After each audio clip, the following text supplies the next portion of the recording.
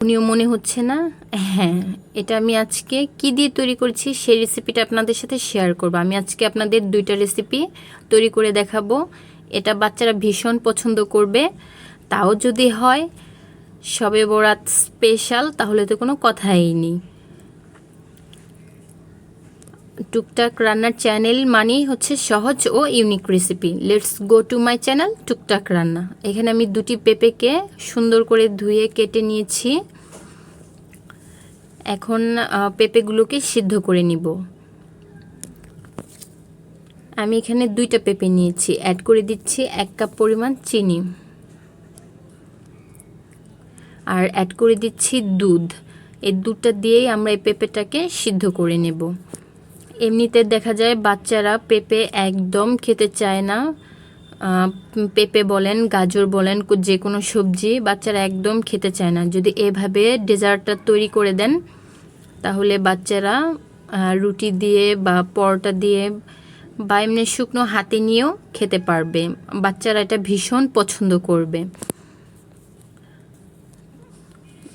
আমি সবসময় চেষ্টা করি খুব সহজ ও হাতের কাছে থাকা উপকরণ দিয়েই রেসিপিগুলো আপনাদের সাথে শেয়ার করার জন্য। কারণ টুকটাক রান্নার চ্যানেল মানেই হচ্ছে সহজ ও ইউনিক রেসিপি। দেখুন, কথা বলতে বলতে আমার পেঁপেগুলো কিন্তু সেদ্ধ হয়ে গেছে। এ পর্যায়ে আমি এটাকে একটি ব্লেন্ডার জারে নিয়ে নিচ্ছি, এটাকে পেস্ট করে নিচ্ছি। আমার টোটাল এখানে প্রায় 4 কাপের মতন হয়েছে। আমি আপনাদেরকে মেজারমেন্ট একটু পরে বলে দিচ্ছি।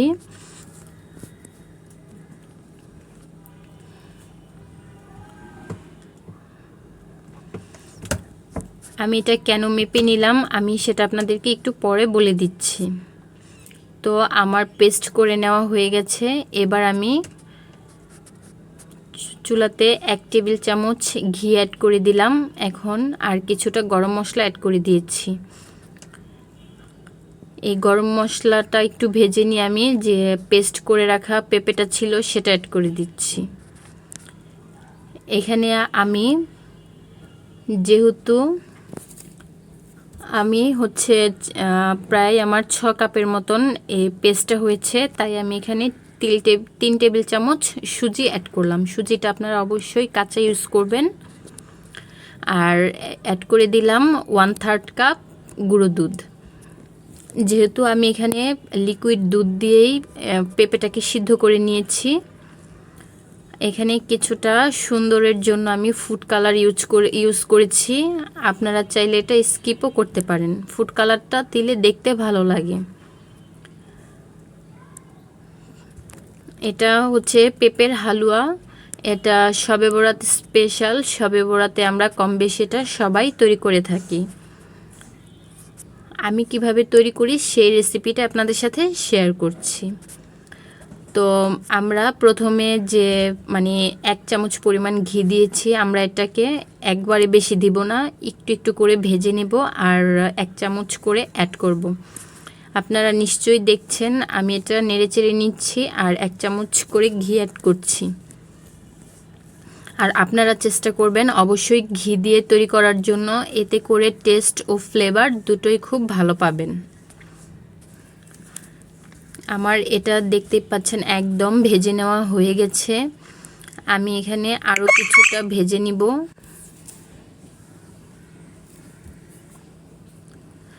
দেখুন প্যানের গা থেকে কিন্তু লেগে আসছে না, এটা সুন্দর প্যানের গা থেকে উঠে আসছে। এটাকে দেখুন কিভাবে বুঝবেন হয়ে গেছে, যখন কেটে নেবেন দেখবেন যে খুব সহজে কেটে নেওয়া হয়ে গেছে, তখন এটাকে নামিয়ে নিতে হবে। আমার এই ভিডিওটা আপনারা সম্পূর্ণ দেখবেন। সম্পূর্ণ দেখার পরে যদি ভালো লাগে প্লিজ আমার চ্যানেলটাকে লাইক কমেন্ট শেয়ার করবেন ও সাবস্ক্রাইব করে নিয়মিত আমার চ্যানেলের পাশে থাকবেন। আপনাদের একটা লাইক কমেন্ট শেয়ার যে আমাদের কতটা প্রেরণা উৎসাহ যোগায় সেটা বলে আমরা বোঝাতে পারবো না। তো কথা বলতে বলতে আমি যে তেজপাতা গরম মশলাগুলো দিয়েছিলাম সেগুলোকে তুলে নিয়েছি। এখন আমি একটি ট্রেতে সেট করব। এখানে আমার এক্সট্রা মানে তেল ব্রাশ করার কোনো প্রয়োজন নেই, কারণ এখানে আমার অলরেডি পর্যাপ্ত পরিমাণে ঘি দেওয়া হয়েছে। অবশ্যই চেষ্টা করবেন এটাকে গরম গরম সেট করার জন্য। আমি এখানে গরম গরম সেট করে নিচ্ছি।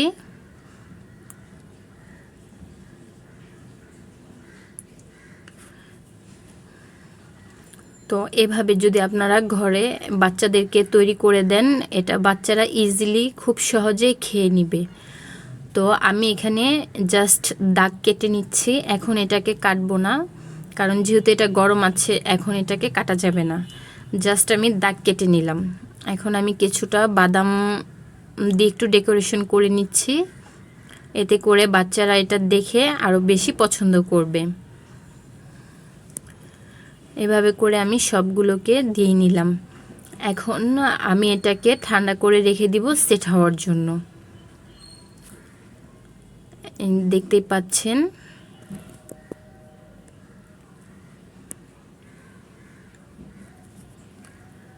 এখন আমি এটাকে কেটে নিচ্ছি।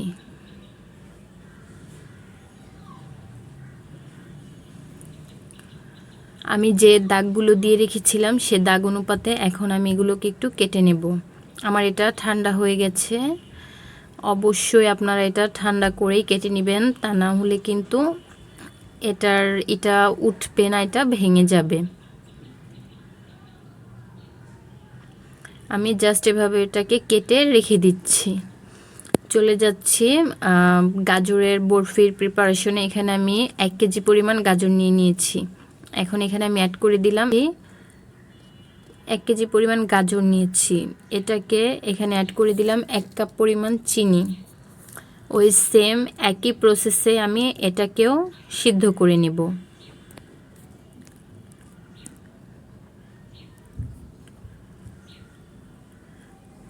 এটাকে আমি এক্সট্রা দুধ এখন অ্যাড করছি না। কেন অ্যাড করছি না সেটা আমি একটু পর বলছি। গাজরের গা থেকে আর চিনি থেকে যে পানিটা উঠেছে আমি সেইটুকু দিয়েই আমি গাজরটাকে সিদ্ধ করে নিব। দেখতে পাচ্ছেন চিনি থেকে কতটা পরিমাণ পানি উঠে এসেছে। আর যেহেতু গাজরটা একদম মানে পাতলা করে কেটে নেওয়া, তাই খুব সহজে সিদ্ধ হয়ে যাবে।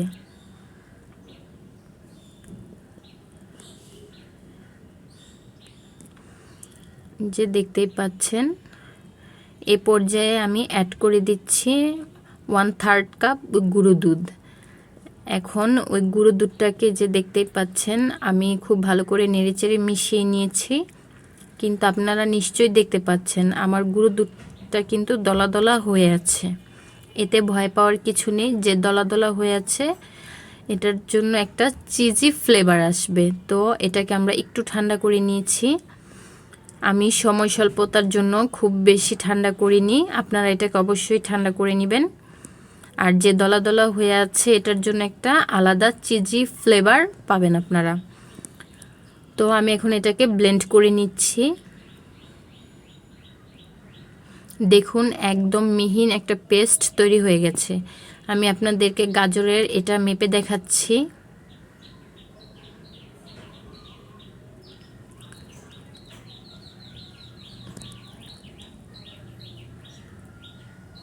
টোটাল আমাদের এখানে প্রায় 6 কাপের মতন গাজরের পেস্ট হয়েছে।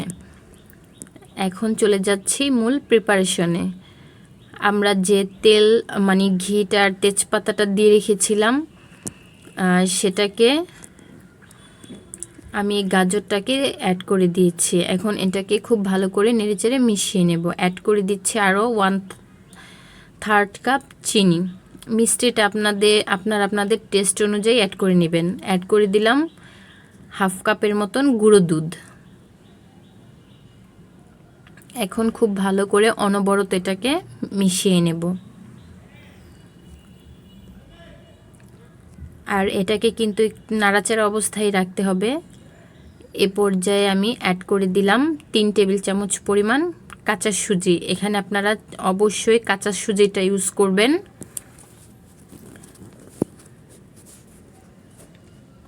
অ্যাড করে দিলাম 1 চিমটে মানে জর্দা রঙের ফুড কালারটা, এটা অপশনাল, আপনারা চাইলে দিতে পারেন বা স্কিপ করতে পারেন। আমি একটু দেখার সৌন্দর্যের জন্য আমি ফুড কালারটা ইউজ করেছি।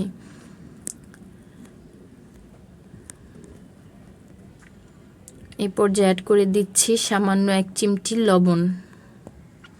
এখন এটাকে খুব ভালো করে নেড়েচেড়ে মিশিয়ে নেব।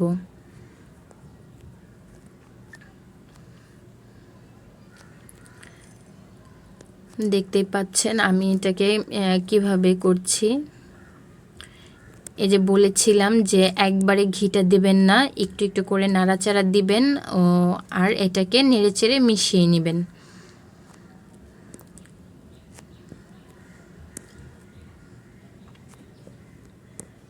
আমি আবারও 1 চামচ ঘি অ্যাড করে দিলাম। এটাকে আবারও নেড়েচেড়ে মিশিয়ে নিচ্ছি।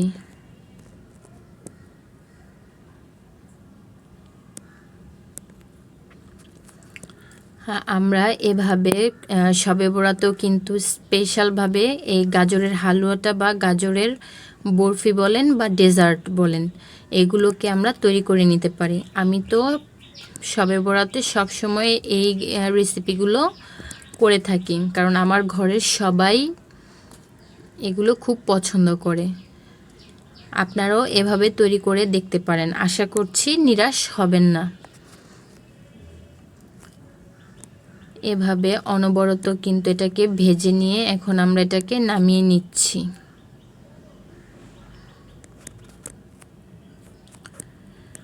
দেখতেই পাচ্ছেন এটাকে গরম গরম অবস্থায় সেট করে নিচ্ছি। এখন কিছুটা বাদাম কুচি অ্যাড করে দিলাম।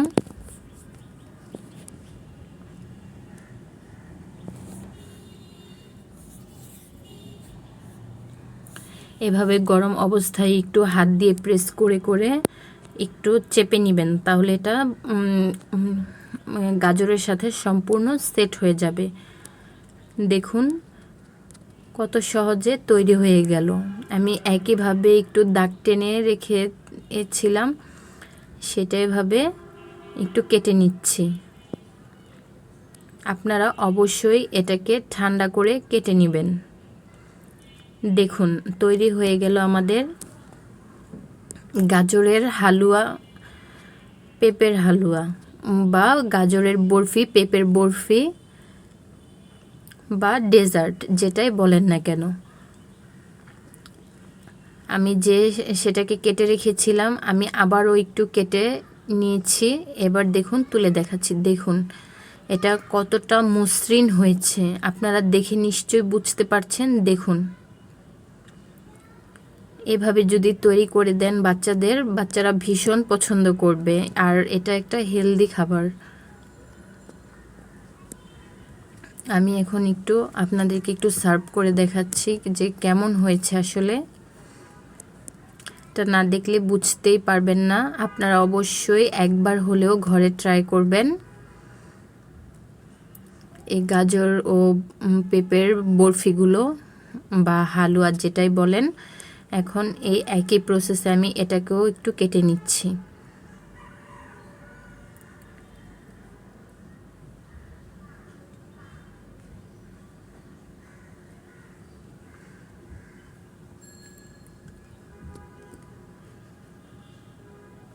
দেখে নিশ্চয়ই লোভনীয় মনে হচ্ছে।